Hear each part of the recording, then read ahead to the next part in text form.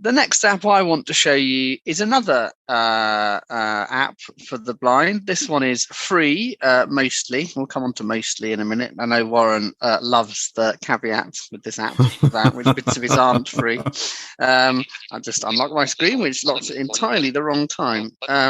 So this app is Dolphin's Easy Reader. I'm just going to power it up and then talk a little bit about it, and I'll show you very briefly something about it. There it is. Now, Easy Reader, I'll just briefly, you've got a side menu at the top. You can import a book and then you can sort your My Books, which is what it's on at the minute. I have a John le Carré in there. But importing a book isn't really Easy Reader's strength. That's not to say it doesn't do it very well. It does, it's fine, but it's not the primary reason for using it. What Easy Reader will do is access and download books from many blindness-specific libraries around the world. Let's go into the side menu, top left, and have a little look at this. Sort, import a book, side menu, button, search, edit box. Side menu, button. There it is. Menu, My Books button. Manage libraries button. So I can manage libraries. I think it will show me which libraries I already have enabled if I carry on going through the menu. Bookshare button. Dev Books button. Protect Gutenberg button. Dolphin Library button. RNIB Reading Services button. Caliber Audio button. My Newspapers button. My Clipboard Text button. About a Note button. My Dolphin Account button. It does. So I've enabled some libraries already. I have 4 in here. Books and newspapers from RNIB, which is our largest blindness organisation. I was going to say Premier then. I decided to change it to largest. Caliber Audio, which is interesting. It's a lesser known library with fewer titles. It's still got over 10,000 though. And I say Caliber's interesting because if your country has signed and ratified the Marrakesh Treaty, which deals with making texts available to blind and partially sighted people, but if your country has signed and ratified, you can join Caliber's download and streaming service in your own right, even though it's a UK library. What Marrakesh, I think, was really meant to do was facilitate libraries sharing things. Caliber have sort of cut this out very sensibly.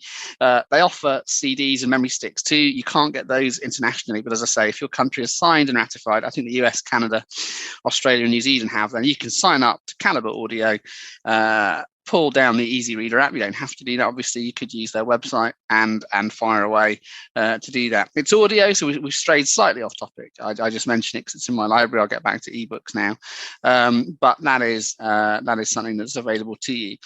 There are other libraries around the world. If I went into manage libraries, let's go do that briefly. Let's go into manage libraries. Manage libraries. Side menu button. Bookshare 1 of 30. Tick on switch. Caliber Audio. Tick. Dolphin Library. Tick. Dev Books. It's showing the ones I have highlighted at the top. We'll go. Here we go. Bookshare Ireland. Not ticked off. Switch. MCBI Overdrive. 8 of 33. Not ticked off. Switch. RNIB Bookshare. 9 of. Not ticked off. Vision Australia. 10 of 33. Not ticked off. Anderslisten.be. 11 of 33. Not ticked off. Answer Median. 12 of 30. Not ticked off. Am3715.ru. 13. Not ticked off. A whole bunch of libraries I'm not familiar with. 14 of 33. Not ticked off. Switch. Well, there are 33 of them anyway. I'm not going to flick through all of them, but I think we heard some Australian ones, New Zealand ones, a .ru one, so that must be Russian. So you can access these libraries. I don't know if these are ebooks or audio. Easy Reader does both. It's a Daisy app, really really versatile. And I'll go into Bookshare just to show you how that works. Search. Side menu button. Menu. My Books button. Manage libraries. Bookshare button. Waiting for 0% progress bar. Here we are. Easy Reader. Bookshare. Side menu button. Log out. Search in all. Edit box. My reading list. 1 of 7. My history. 2 of 7. Latest. 3 of 7. Popular. 4 of 7. ISBN lookup. 5 of 7. Let's see what's popular. I did a search in a Kindle app. You don't need to see me do another search. Latest. Popular. 4 of. Bookshare. Bookshare. Out of list. Side menu button. Log out. Show results in pop list.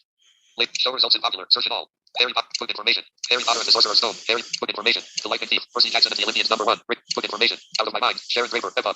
Book information. Refugee. Alan Gratz. Eva. 6 Hunt. Book information. Harry Potter and the Chamber of Secrets. Harry Potter #2. J.K. Rowling. Eva. 1.01 MD. Book information. The Giver Quartet #1. Lois Lowry. Eva. So all sorts of books here. Let's download this Harry Potter one. J.K. Rowling. Eva. 1.01 MD. Harry Potter and the Chamber of Secrets. double tapping it should download it. Loading. 0%. Progress bar. Out of list. Yeah, it's downloaded the book. We now have an open button where download was, and I'm going to do that. Harry Potter and the Chamber of Secrets. Harry Potter number 2. Easy reader. Harry Potter and the Chamber of Secrets. Harry Potter number 2. Double tap to activate.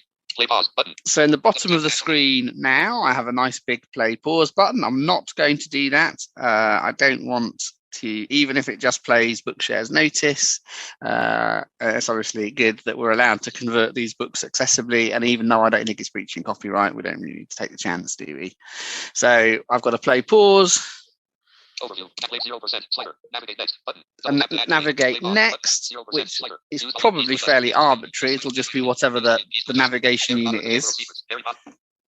And then at the top, Bookmark. Text settings. I can bookmark it. Text settings. Now I'm going to show you Warren's favourite feature about this app, audio settings. Let's go see what happens if we try and change our TTS voice, shall we? And I heard that part about that ebook reader. We're about to find out what it is. Now, I should just tell you, I have Acapella, Vocalizer, and a whole bunch of engines already bought on my phone. Purchased. Yes, I bought them. So I'm going to just see what we've got in here.